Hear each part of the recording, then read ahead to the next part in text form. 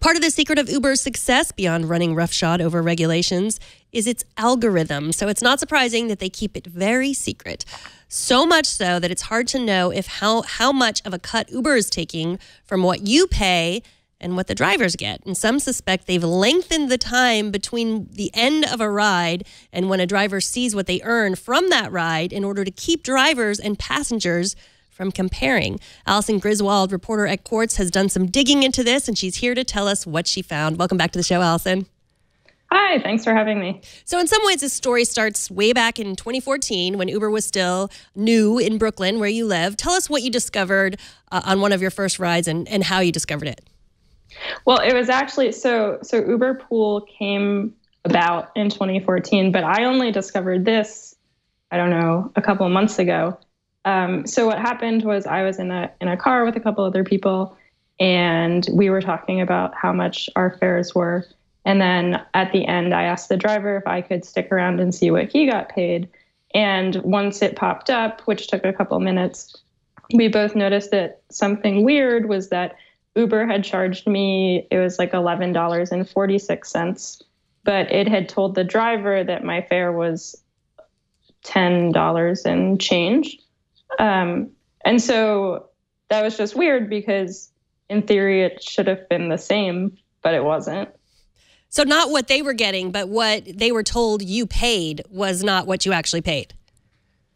Well, right. What the driver saw as my fare was not what I had paid. Yes. Are drivers normally okay with the question, I'm going to stick around and tell me what you end up getting paid on the back end? I think you're very brave for asking that. Well, I'm a reporter, it's my job to ask those questions. I'm just surprised that they said, yeah, sure. Well, I think a lot of drivers are happy to talk about what they make. Yeah. It's sort of a pain point for a lot of them. And that's true. It's almost nice for them to know that the customer is interested. But, if they don't want to tell you, they'll just say no. Right. So was this after they introduced upfront pricing, or was this before when you asked them, when you compared? This was after they introduced upfront pricing, and upfront pricing is this system Uber rolled out last year where basically when you book an Uber, you get a price upfront. That's why they call it that. And then, so basically it would say, you're going from Manhattan to Brooklyn. This ride will be $15.50. If that's okay, you hit confirm and then you book the ride. But it used to be that you would just see if there was surge pricing. So it would say surge is in effect and you're going to pay 1.4 times the price, or there would be no surge. But now they give you the dollar value. So have they done away with surge pricing? Is that not a thing anymore?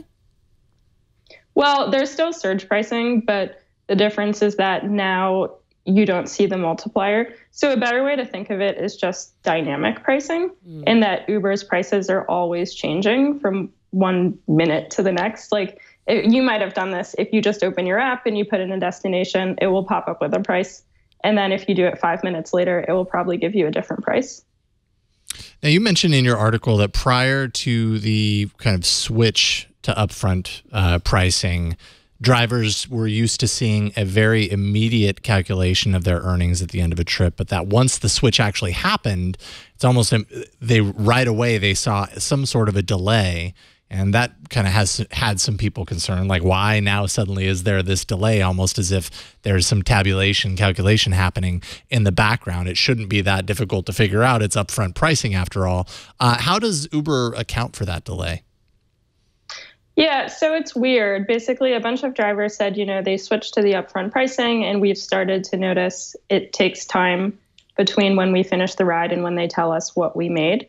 And Uber sort of says, well, you pay us an upfront price that we agree on, but to figure out what the driver makes, we have to base it on the actual trip, which is where you're seeing these discrepancies. So if you pay $15 for a ride, but then say there's not as much traffic as Uber thought, or the driver takes a faster route, and maybe they get you there so that the meter only hits about $12, then the driver gets paid out of that $12 fare is the difference. And so with the delay, it makes it harder for sort of a rider and a driver to compare, because maybe the driver has to move on to a new trip, or the rider's in a rush. And so the drivers are sort of concerned that that might have been a deliberate thing that Uber did. Yeah, I think that's the same with surge pricing. I think, economists, I read what an economist had to say about this.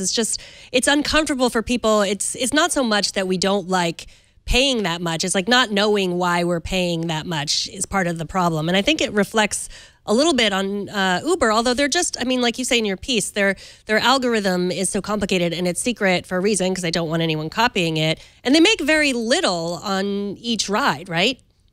Mm-hmm. Uber, any ride-hailing company, is a classic sort of high-volume, low-margin business in that they don't make a lot on each trip, but they do so many trips that it adds up.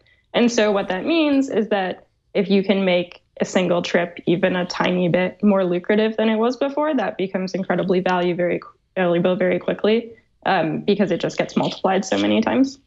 Are competitors more transparent about this sort of thing? Are they more upfront with this stuff? So a couple of drivers I talked to said that Lyft still gives you your earnings right away as soon as you complete the trip. Unlike Uber, there's no delay. But Lyft has switched to sort of an upfront pricing system on a lot of its rides like Uber does. Well, you had another piece today on Lyft's new funding. What's the biggest takeaway there with the funding they got? Well, Lyft, Lyft is always sort of like the kid tagging along behind Uber. They had the same idea. They started around the same time, but Uber got all the money because it was really aggressive and moved fast. The kid with the mustache, yeah. Yeah, the kid with the bright pink mustache. And so I think it's hard to know how long this fundraising has been going on, and it certainly has probably predated a lot of the stuff with Uber, but I don't know. But it just speaks to the fact that Lyft has really capitalized on all of Uber's struggles for the last couple of months. Every time Uber does something, Lyft has been there to quietly say, hey, we don't do this, or we do this better, and that's why you should give us your business.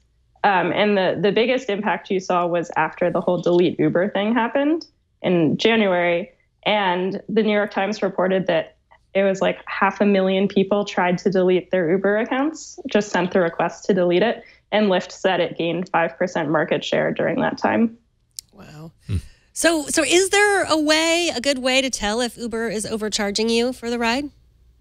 Yeah. So the way would basically be to do what I did, right? And to say, hey, to your driver, what are you seeing as my fare for this trip? I'm curious.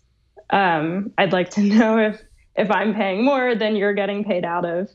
And that sort of, I guess, depends on your comfort level, but that would be the way to do it. And then wait around until you both got the email that said how much both of you, how much money was exchanged during that transaction, I guess. Yeah. Well, thanks so much for joining us. Alison Griswold is a reporter at Quartz covering the sharing economy and other startup-y things. She is at Alison Griswold on Twitter. That's with one L. Thanks so much for coming on. Thank you, Alison. Thank you.